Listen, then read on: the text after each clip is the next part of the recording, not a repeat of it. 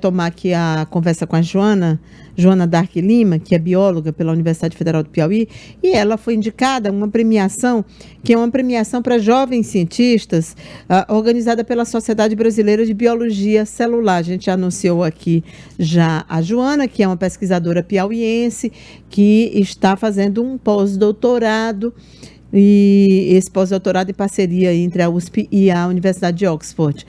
Bom dia, Joana. Vamos ver se agora a gente consegue te ouvir. Bom dia, Cíntia. Bom, tá muito bem, tá ótimo. Então, primeiro, parabéns, né, pela indicação. Aí queria que você falasse um pouco sobre a sua trajetória. Muito obrigada, tá? Eu que agradeço o convite. Bom, a indicação do prêmio se deu durante a execução da minha tese de doutorado, né, na Universidade de São Paulo. E aí a publicação do nosso artigo científico em uma revista de alto impacto, né, na área científica. E aí, com isso, a Sociedade Brasileira de Biologia Celular indicou alguns alunos que eles consideraram jovens cientistas promissores, né, no Brasil, então são alunos de todo o país. E, desse modo, mediante os nossos resultados, eu tive a honra de ser indicada como uma das finalistas, né? Então, essa competição vai ocorrer agora em janeiro e estamos aí ansiosos. Boa sorte para você. A sua tese, ela trata de uma diferença, né, que existe entre pacientes com câncer, né? Porque que alguns perdem muita massa muscular, têm um emagrecimento rígido e outros não. Isso. Então, basicamente, durante tanto o meu mestrado, que foi feito no mesmo laboratório, né, na USP, quanto o meu doutorado, eu venho estudando basicamente isso, essa diferença. Nosso intuito era entender por que dois pacientes com o mesmo tipo de câncer de intestino, um perde muito peso e isso leva, né, infelizmente, à morte mais rápida desse indivíduo, e por que outro não. Então, a gente conseguiu executar esse trabalho, né, graças a inúmeros voluntários, né, que foram da pesquisa no hospital universitário, lá da USP, e a gente conseguiu detectar algumas causas de por que isso existe.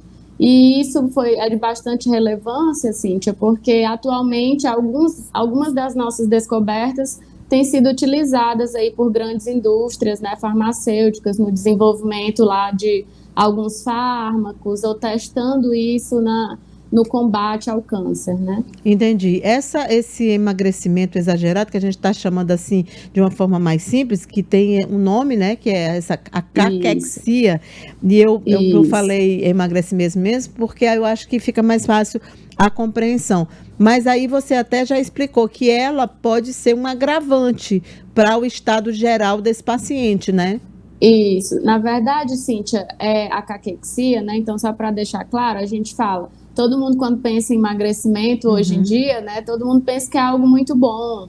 E nesse caso, nessa condição, a gente está falando de pessoas, de indivíduos que perdem não gordura, que seria o sonho de todo mundo, né? A gente emagrecer e perder gordura. Mas o problema é que esses indivíduos, eles perdem músculo. Então, eles perdem a massa muscular e os nossos músculos, eles servem justamente para nos dar força, fato de caminhar, fato de levantar e sentar, carregar uma sacola de supermercado. Então, algumas tarefas diárias, né, da população, das pessoas que desenvolvem essa síndrome, fica muito comprometido. E o que eu gosto sempre de falar é que essa síndrome, né, que ela não é uma doença primária, ela está sempre associada a uma outra doença. Por exemplo, pacientes com HIV, né, com síndrome da imunodeficiência adquirida, perdem bastante peso, também é um quadro de caquexia, né? Então, eu sempre menciono o Steve Jobs, né, que foi um personagem muito famoso, ele perdeu média de 30 quilos durante o câncer que ele teve, né? Então, isso é um agravante, realmente.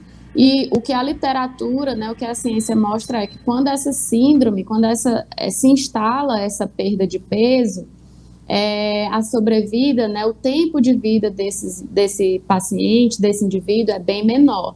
Então, a nossa busca é tentar intervir antes dessa síndrome se instalar. E aí, com base nesses resultados, as indústrias farmacêuticas já estão trabalhando, então, esses fármacos, né, para corrigir isso e tentar reduzir essa síndrome. Joana, você trabalhou, ou não sei em que fase que está aí o seu pós-doc, com o ganhador do Nobel, né? Queria saber como é que foi sua experiência com ele. Isso, foi em 2000, agora no ano passado, né, no ano de 2019, e durante esse período eu estava lá na Inglaterra, né, eu passei, parte do meu doutorado foi realizado lá, com o laboratório do professor Peter, e durante o momento, né, que ele foi laureado, eu estava lá executando um projeto com ele, com um grupo, né, e foi uma experiência incrível, né, eu já tive aqui o prazer e a honra de dar outras entrevistas nesse momento. Eu vi algumas fotos suas sobre isso. Isso, foi algo muito relevante. E agora eu fui convidada por eles para retornar, né, para a Inglaterra. Então eu inicio agora dia 1º de fevereiro o pós-doutorado lá. Então vai ser pela Inglaterra, pelo governo britânico, né? Não mais pelo governo brasileiro. Quando eu fui foi pelo governo do estado de São Paulo, né, da primeira vez. E agora, então, eu tenho lá alguns 5 anos de trabalho à frente, né, representando o nosso estado, representando a universidade pública junto com a Inglaterra. Então, para mim, é gratificante. Eu tinha uma pergunta, doutora, é o seguinte, nós vivemos, né, um aparecimento de uma vacina de forma tão rápida, né, de uma doença de uma pandemia muito séria. E o câncer há muito tempo vem sendo estudado, há muito tempo o top da medicina dedica a esse imperador dos males, né, que é o câncer, e não se chegou a uma vacina. Por quê, doutora? Olha, eu sempre digo que, e parece ser um pouco pessimista, né, mas eu estudo isso e espero um dia que um pesquisador tenha, né, nos dê a honra de dizer que encontramos a cura dessa doença, mas eu acho que o câncer ele vem para desmistificar muita coisa. Então, quando a gente acha que a gente está perto de descobrir uma cura, de descobrir uma vacina, um mecanismo de proteção, as células cancerígenas vão lá e elas modificam tudo e a gente volta para o marco zero. E isso eu acredito que vai muito de todo o hábito, né, da gente. Então, a população ela vai mudando em ciclos. Agora, por exemplo, o ciclo tecnológico, onde isso, de certo modo, é bom, mas de certo modo também não é. Então, traz o aparecimento de inúmeras outras doenças. Então, hábitos de vida, a gente vem mudando, né? Ou então, se a gente pensar, há 20, 30 anos atrás, as pessoas morriam de tuberculose, morriam de febre, diarreia, alguns tipos de infecção. Hoje em dia, é o câncer, né? Então, acredito que isso também vai mudar, esse ciclo, e virão outras doenças, né? Que serão as causas principais de morte. Entendi. E também tem o fato de que cada vez mais o câncer tem associação não só física, né? Esse é o grande desafio, né, Joana? Porque a gente sempre vê que tem até um acompanhamento mesmo de um paciente com câncer, você percebe, né, o tanto que a influência do meio ambiente, a forma como ele lida com a doença podem ser definitivos, né? Já tem inúmeros trabalhos, né? Isso é uma área muito ampla, mas tem muitos pesquisadores que mostram a associação do estado mental, né? Do estado da saúde mental desse indivíduo com a questão de sobrevida, por exemplo. Então, isso, né? O que eu vou te falar não é nenhum dado científico, é um dado mais de vivência, né? Do que eu vivi. Mas nós trabalhamos no grupo da doutora Marília Zilander, que é minha orientadora, né? Que foi minha orientadora de mestrado e doutorado, e atualmente minha colaboradora de trabalho. Eu estou fazendo um pós-doutorado com ela também durante esse período. A professora Marília teve uma inteligente sacada há muitos anos atrás de que, de algum modo, o exercício físico ele poderia prevenir, né? Hoje em dia, o mundo inteiro, você escuta falar que o exercício físico é um preventivo, né? Isso, não só para o câncer, mas para inúmeras doenças. Verdade. E aí nós conseguimos observar, né? Nós pegamos um grupinho de pacientes e colocamos ele para desenvolver atividade física. E aí a gente comparou esses pacientes com aqueles pacientes que não faziam atividade física. Então, esse trabalho foi desenvolvido, inclusive, atualmente, professor da Universidade Federal do Piauí, o doutor Emídio Matos, que tem executado um trabalho importante até no governo do estado, Sim, né, na sim, pandemia. sim.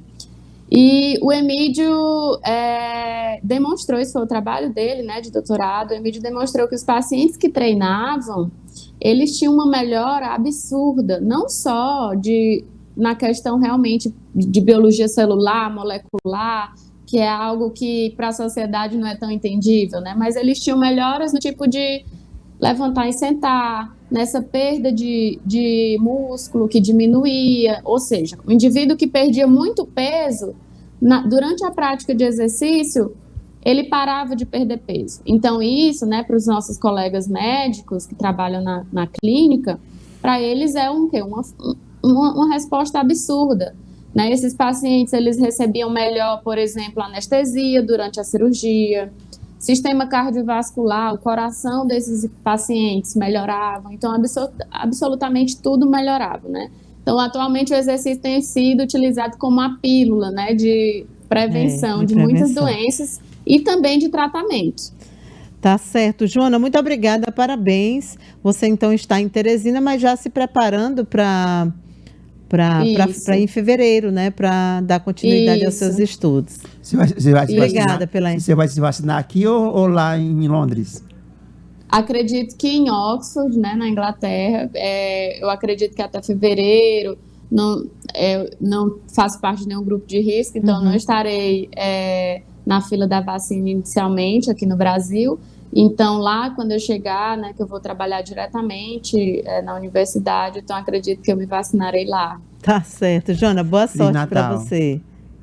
Feliz Natal para parabéns, vocês, obrigada. E na torcida aí pela sua escolha lá no prêmio. Mandarei notícias para vocês tá ótimo, pronto. do resultado. Queremos sim. Muito obrigada, querida, pela sua informação.